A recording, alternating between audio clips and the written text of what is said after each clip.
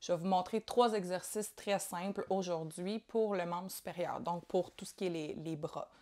Le membre supérieur, c'est composé principalement de 3 gros nerfs là, qui vont se rendre jusqu'à la main. Il y en a bien plus que ça, mais il y en a 3 très importants qu'on peut facilement aller mobiliser avec des exercices neurodynamiques. Aussi, ça va nous aider à diminuer des symptômes tels que les douleurs ou des paresthésies. Donc, les paresthésies, c'est quoi? C'est des petits engourdissements, picotements qu'on peut ressentir aux extrémités, par exemple, au niveau de la main.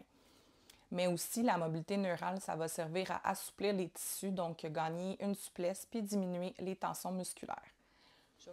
Donc, le premier nerf que je vais vous présenter, c'est le nerf médian. Donc, lui, il s'occupe principalement d'innerver la partie de la paume et les 3 premiers doigts de la main. Ensuite, on a le nerf ulnaire, que lui, il s'occupe du 4e et du 5e doigt, donc la partie extérieure de la main.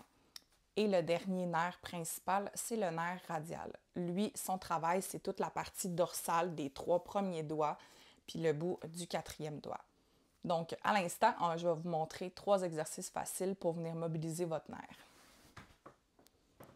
Donc, pour les exercices neurodynamiques, donc de mobilité neurale, c'est vraiment important de ne pas rester dans la position fixe. Donc, vraiment faire des allers-retours comme si on voulait faire glisser le fil dans sa gaine. Donc, on appelle ça en anglais du flossing, la même affaire que se passer la soie dentaire. On veut glisser d'un côté à l'autre le nerf de sa sortie jusqu'à l'extrémité. Donc, le premier exercice, c'est pour le nerf médian, donc celui qui fait la paume et les 3 premiers doigts de la main.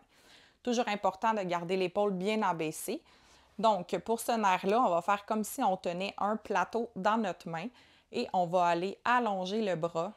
Dès qu'on sent un petit étirement, on ramène. Si ça vous tire vraiment trop, penchez la tête du même côté. Donc, on va un petit peu raccourcir le nerf. Donc, on va limiter les symptômes.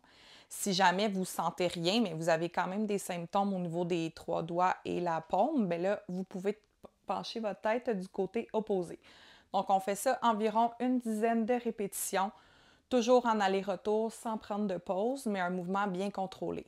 C'est super important de respecter ses limites puis de ne pas aller trop loin dans son mouvement. Pour le deuxième exercice, donc c'est pour le nerf ulnaire, donc celui qui fait les 4 derniers doigts. Pour lui, dans le fond, ce qu'on va faire, c'est venir se faire une petite loupe, comme si on voulait observer ou on fait un hockey. Ce qu'on veut aller faire, c'est on part le bras ici, le pouce vers le bas et on va venir tourner pour amener notre petit doigt vers l'oreille et on redescend. On fait ça, même chose, une dizaine de fois sans rester trop dans le mouvement. Si vous sentez encore une fois trop de symptômes, on amène la tête du même côté, donc on va raccourcir. Si vous ne ressentez pas grand-chose, vous avez juste à pencher la tête de l'autre côté. Toujours, on veut amener, en tournant la main, le petit doigt vers l'oreille.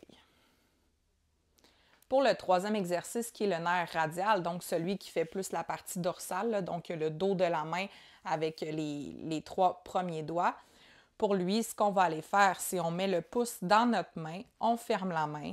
Et ce qu'on veut aller faire, c'est on tourne la main vers le bas et on fléchit complètement. On va aller lever sur le côté. Bien important d'amener une flexion dans sa main, donc de plier le poignet vers le bas. On tourne et on lève. Même chose, on peut incliner du côté opposé si on n'en sent pas assez. Si c'est trop intense, on amène la tête du même côté. Ou simplement, on peut le faire la tête droite. Donc, voilà pour les exercices de neurodynamie. Donc, si jamais vous voyez que vos symptômes ils persistent, là, donc vos engourdissements ils persistent au niveau de la main ou que vous aimeriez ça qu'on élabore ça en clinique, ça va nous faire plaisir de venir voir les professionnels chez Mécanique Humaine. Donc, on pourrait voir à quel niveau il y aurait un petit coincement au niveau de votre nerf qui fait que vos engourdissements ils persistent. Puis on va pouvoir aussi pratiquer les exercices ensemble pour bien les faire. Donc, je vous souhaite une bonne journée!